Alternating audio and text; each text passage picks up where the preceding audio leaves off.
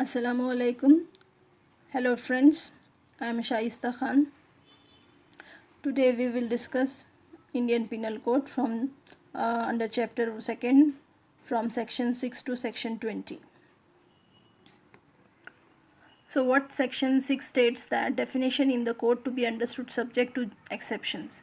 Throughout this code, every definition of offence, every penal provision and every illustration of every such definition or penal provision shall be understood subject to exceptions contained in this chapter entitled general exceptions. So you cannot find everywhere general exception. It is presumed in this chapter under this chapter general explanation where general exceptions are there. Section 6 states that under the definition, under the penal provision, under the illustration.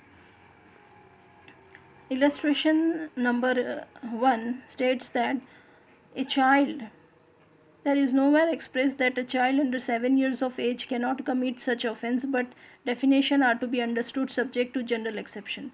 So a child if commit an offence, okay, so that comes under general exception. Number 2, a police officer without warrant apprehends Z who has committed murder. Here A is not guilty of offence of wrongful confinement, for he was bound by law. So exactly, here A is police officer and he is bounded by law. So and other thing is Z is a person who committed murder. So A is a police officer, he without warrant apprehends Z, but A is not committing any kind of offence. He is coming under general exceptions.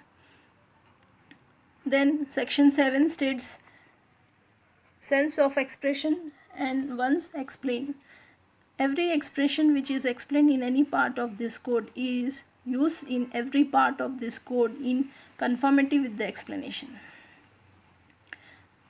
Section 8 gender. As per Indian Penal Code, section 8 gender states that he, its derivative are used for male and female. Section 9 number. Unless the contrary appears from the context, words importing the singular number including the plural number and the words importing the plural number including the singular number. Section 10 man and woman. The word man denotes a male human being of any age and the word woman denotes female human being of any age. Section 11 is important. The word person includes any company or association or body of person whether incorporated or not. Person, the word person mentioned in this act denotes any company or association or body or corporate, as company is an artificial person which can be held liable for offence such as theft, fraud, etc. Public, section 12 public. The word public includes any class of public or community. So the word public mentioned in this code is reference to class of public or any community. For example, PIL, public interest litigation, is filed for community, for public. It may include 100, more than 100. Section 14 servant of government. The word servant of government denotes any officer or servant continued, appointed or employed in India or under authority of government. So here, wherever the servant of government mentioned in this act, it denotes that all those officers who are working in the public offices under the authority of government are the servant of government. Section 7 government. The word government denotes central government, state government.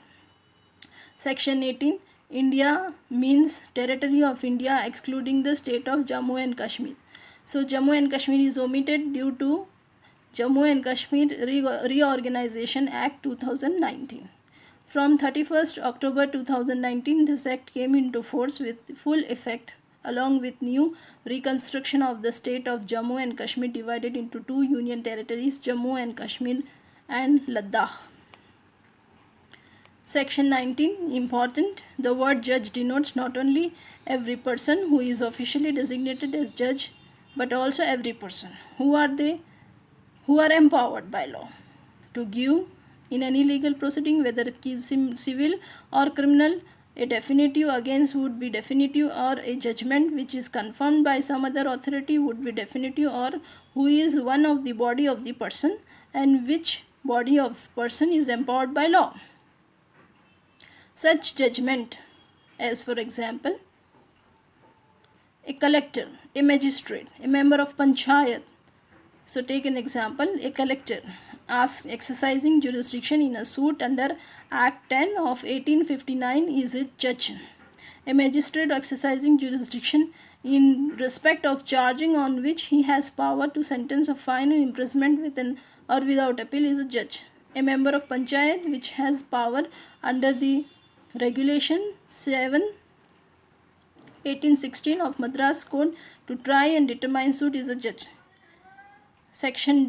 Clause D states that a magistrate exercising jurisdiction in respect of charge on which he has power only to commit for trial to another court is not a judge. Understood? So next is section 20, Court of Justice. Court of Justice is also important. The word Court of Justice denotes that the judge who is empowered by law, either alone or body of judges, empowered by law to act judicially as a body, when such judge or body of judges is acting judicially, as for example, a panchayat acting under Regulation VII 1860 of Madras Code having power to try and determine suits is a court of justice. So by this we completed from section 6 to section 20 under chapter General Explanation. Kindly subscribe my channel and thank you so much.